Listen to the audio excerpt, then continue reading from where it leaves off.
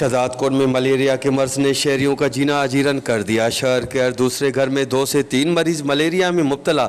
ज़िले और मकामी इंतजामिया की जानिब से शहरियों की मच्छर से हिफाजत के लिए हर साल की तरह इस साल कोई खातिर ख्वाह बंदोबस्त नहीं किया गया। असांजो शहजादकोट सिंध बलोचिस्तान जो बॉर्डर आहे, संगम ते शहर आहे, उन खां अलावा असांजे शहजादकोट जे मथां जेको आहे सो खीरथर जबल थो वञे ऐं जबल जा ज़हरीला जीत मच्छर वग़ैरह इहे हेॾे था अचनि।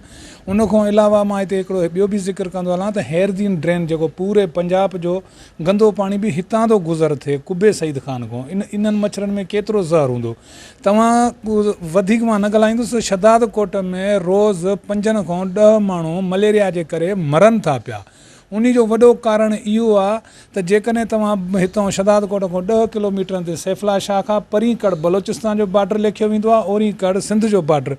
उते बलोचिस्तान जो जेकॾहिं कड़ ते हिकिड़ो बि घर हुजे, तव्हां जेकॾहिं उन वटि वेंदो बि उन वटि मच्छरदानी आहे जंहिंखे नेट चवंदा आहिनि।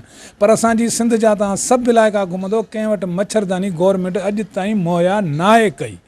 ॿी ॻाल्हि इहा त ज़मींदारनि जे सोर्स में एॾो आयल आहिनि, छो जो वॾेरनि जा फिश फार्म आहिनि, पोल्ट्री फार्म आहिनि, इन जे करे फुहारो हिते नथो कयो वञे।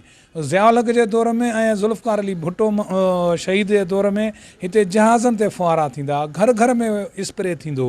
हिते असां वटि को स्प्रे करण लाइ तयारु न आहे। जेकॾहिं मेडिसन पई आहे बि त म्यूनसिपालिटी में एतिरो दम न आहे जो हुनखे घासलेट या डीज़ल प्रोवाइड करे ऐं सिटी शहजादकोट में या हुनजे भरपासनि जे इलाइक़नि में या जिते गंदो पाणी आहे उते जेको आहे स्प्रे कयो वञे।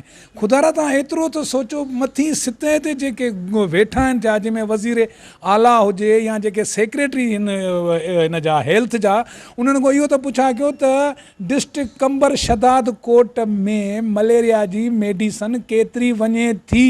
छा उन लाइ अंधा लॻा वेठा आहिनि या उन्हनि खे इहा ख़बर नथी पए त पूरे ज़िले में हिन मिक़दार में कंपनी खां ई पुछा कनि त कहिड़े ज़िले में केतिरी मिक़दार में मलेरिया जी मेडिसन वञे थी पई। त मां ईअं चवंदुसि त पूरे पाकिस्तान में, छा पूरी एशिया में टॉप ते मलेरिया जी मेडिसन जेका आहे डिस्ट्रिक्ट कंबर शहजादकोट में वञे थी पई। मूं सर्वे कई आहे, मूंखे ख़बर आहे त हर हिकु लेबार्टी ते केतिरा पेशेंट मलेरिया जा चेकअप करायण अचन था। जबकि एक रिपोर्ट के मुताबिक शहरियों की मलेरिया से हिफाजत के लिए करोड़ों रुपए की बजट तो रखी गई है, मगर वो करोड़ों रुपए शहरियों के किसी काम के नहीं है। कैमरा टीम के साथ गुलाम अली ब्रावई, वश टीवी शहजादकोट।